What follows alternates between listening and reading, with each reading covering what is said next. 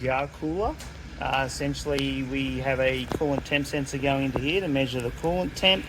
EGT sensor in here to measure the temp of the exhaust gases. So basically, under here is where the coolant feeds in. This pipe here comes from the turbo to here with the exhaust gases. Obviously goes through the cooler, coolant in, coolant out. That pipe there goes then off to the turbo, and then the EGR gases come out here and go back into the intake manifold. That's the vacuum bypass. That vacuum bypass valve. It's completely internal. Yep.